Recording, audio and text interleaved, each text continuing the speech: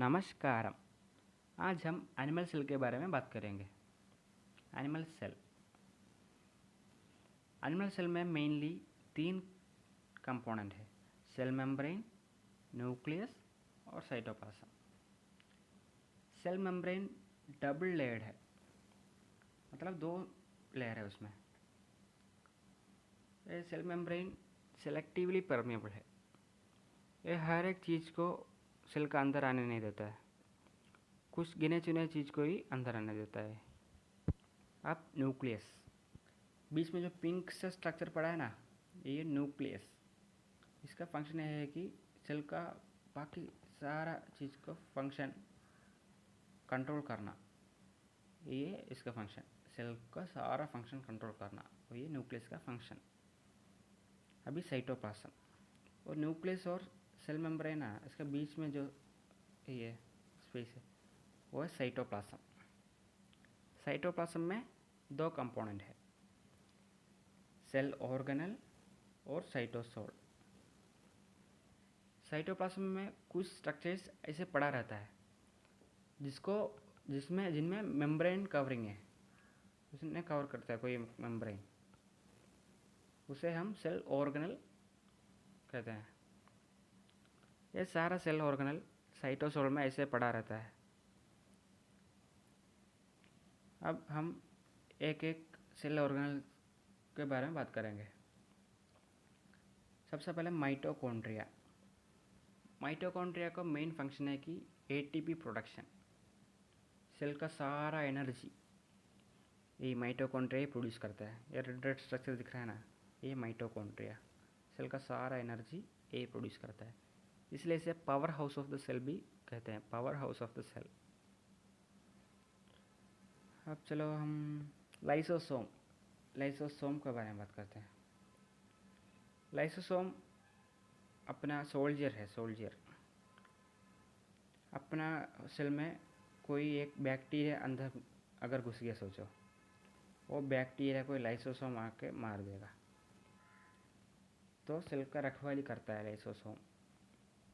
Lysosome बहुत important है हमारे लिए। इसका अंदर हाइड्रोलिटिक एंजाइम्स है लाइसोसोम के अंदर। वो एंजाइम्स का सहायता से ये बैक्टीरिया को ख़त्म कर देता है। अभी हम एंडोप्लाज्मिक रेटिकुलम, ये एंडोप्लाज्मिक रेटिकुलम, इसके बारे में बात करेंगे। एंडोप्लाज्मिक रेटिकुलम 2 तरह के हैं: रफ एंडोप्लाज्मिक रेटिकुलम और स्मूथ एंडोप्लाज्मिक रेटिकुलम।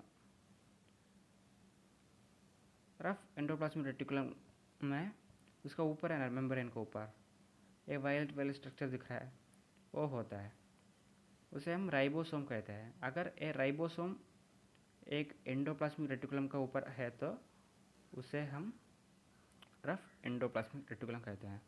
अगर वो राइबोसोम नहीं है तो हम उसे स्मूथ एंडोप्लाज्मिक रेटिकुलम कहते हैं, स्मूथ एंडोप्लाज्मिक रेटिकुलम। ये रफ एंडोप्लाज्मिक रेटिकुलम का फंक्शन है कि प्रोटीन सिंथेसिस। ये प्रोटीन सिंथेसिस करता है, अपना बॉडी का, अपना सेल का प्रोटीन सिंथेसिस करता है।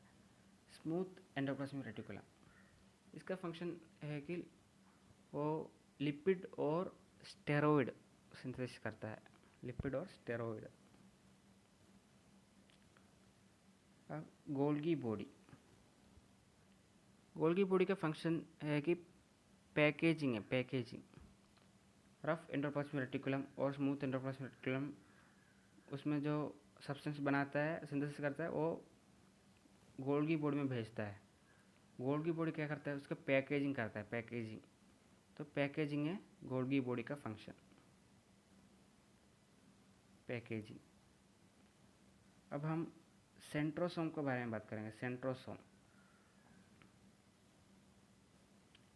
ये सेंट्रोसोम वो न्यूक्लियस के पास में होता है, न्यूक्लियस उसका पास में ही होता है हमेशा सेंट्रोसोम। सेंट्रोसोम का फंक्शन सेल डिवीजन से है। सेंट्रोसोम सेल डिवीजन में हेल्प करता है। अगर एक सेल में सेंट्रोसोम नहीं है तो वो सेल डिवाइड नहीं होगा।